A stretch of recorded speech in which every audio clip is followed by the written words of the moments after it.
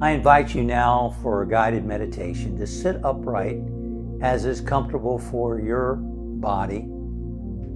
And let's take a nice long cleansing breath.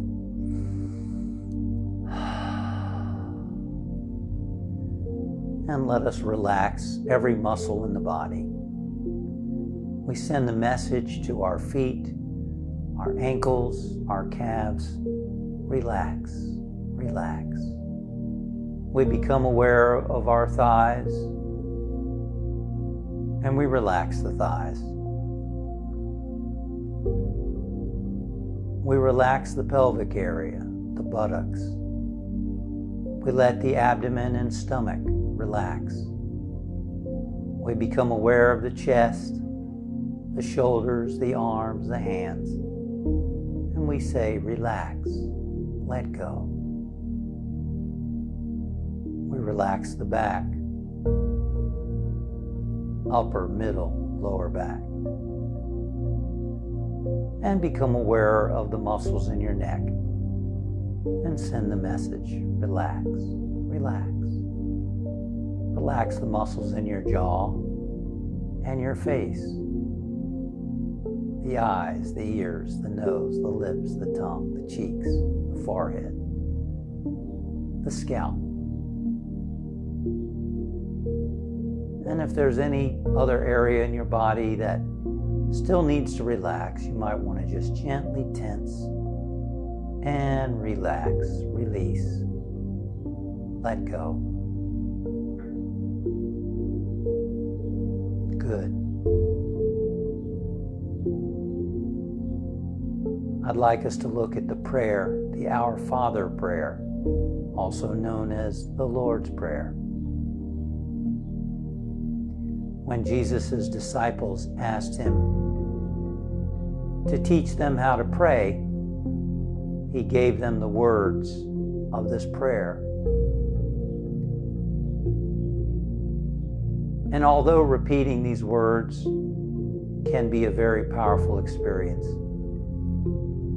understanding the deeper meaning and significance of these words become a guideline for our own prayer life. So I'd like us to look at now, through this prayer time, the deeper meaning of these words. Our Father. Jesus used these words, Father, which were more personal words than what the people were used to about God as a king in the sky. He recognized a more personal God. And his word our, says that it's everyone's God, not just a select group. Everyone's father or mother. Didn't matter what religion you are or what name you call that presence. Our Father, who art in heaven. He located heaven within you. Not somewhere up in the sky, but rather everywhere present, including in the depths of your being. Hallowed be thy name. Hallowed is a word referring to whole. Whole is your name. God is always a principle of love. It's always loving. It cannot be otherwise. It isn't a duality of being angry or punishing, but is always loving, always an expression of love. God is wholeness. God is always healing. Spirit is life that heals. It never wills sickness, or pain. Thy kingdom come, thy will be done, on earth as it is in heaven. The kingdom that is within you, of healing, of life, of love, of substance, of plenty, of joy, of peace, of whatever good you can imagine, creativity. It is Spirit's desire and longing and will to express this through you into your life, to move from that metaphysical, spiritual place within you, to express through you as feelings, as ideas, to manifest on earth, meaning through your mind, through your heart, through your body, and into expression on the planet as artwork, as creation of a business, as optimal performance in your work, in sports, whatever it might be. Give us this day our daily bread. The true bread is the experience of Spirit's presence. He said, man cannot live by bread alone, but by every word that comes out of the mouth of God. Referring to spiritual energy, referring to life force flowing from Spirit.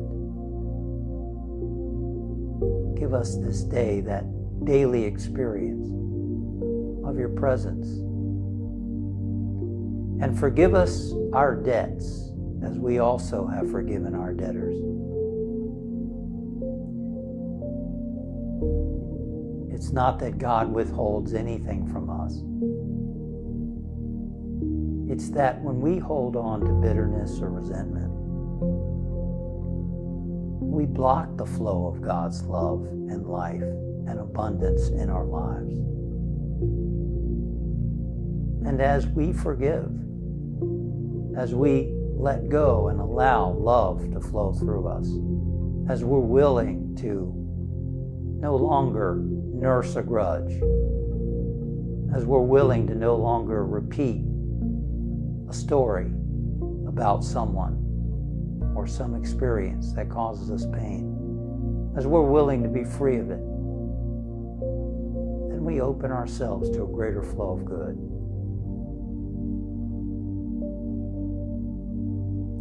And leave us not into temptation, but deliver us from evil. The word leave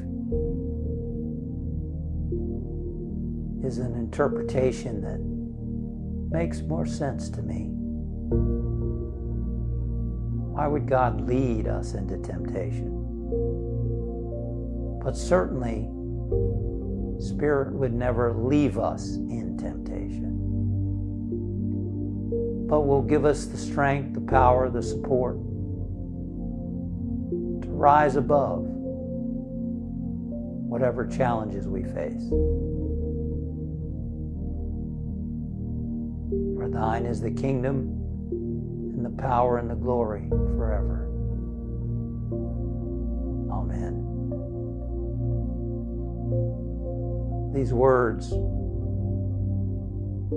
that I just spoke were later added on later, historians and theologians tell us. But they're still very powerful if you think about them. There is only one presence and one power. Our intelligence is an expression of God's intelligence. Our energy to be able to do anything at all is God's energy. Our talents, our abilities, are ultimately gifts. And the word Amen essentially says, this is the truth.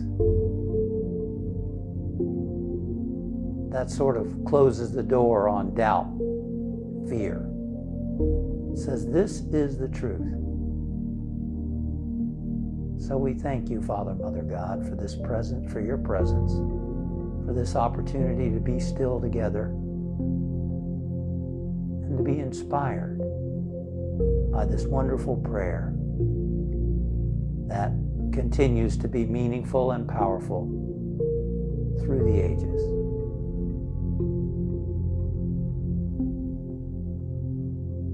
And we bring our awareness now back to our body, back to this place where we're sitting.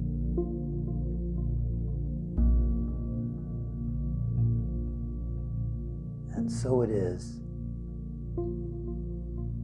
Amen.